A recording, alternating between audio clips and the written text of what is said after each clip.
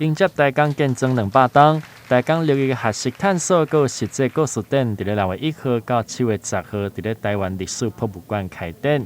透过老师和学生实际探访和考察，来探索台江6月嘅文化历史特色。咱伫幼稚园适合国中、高中到这个社区大学大部兴学，咱以咱的课、以咱的准为学校、为教室，带领咱的小朋友，咱的子弟来认识咱的文化，来研究咱在地环境问题，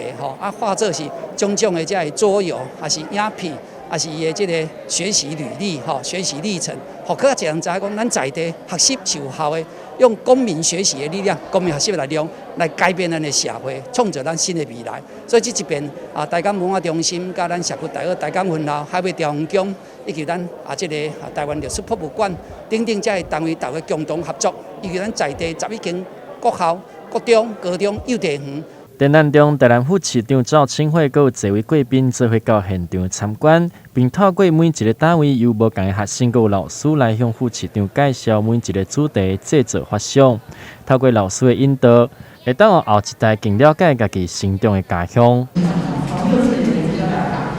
咱所有参与的物件，都会咱家更新的创作好，是调查好，用各种不同的素材、不同的元素去做成我们心里面想象的，或者是一些历史的现场，包括新村冒着立马冒着的医生，那么怎样来让每个人定位？那他为什么会在自己的地方里面去行医？然后他的故事这么的丰富，甚至在我们所谓台江跟中间的早苗跟苗栗里面的早苗，我们张文新改造之后是8230里，所以在台江里面有16里这样子的生活的历史的这种聚落，来进行在滩南区这样子台江流域里面，不管是去开拓然后这个经济，就是我们所谓创成在讲台江的精神。展景有真侪丰富的成果，透过无同年龄层的学生的目睭所看到的台江嘛拢无同款。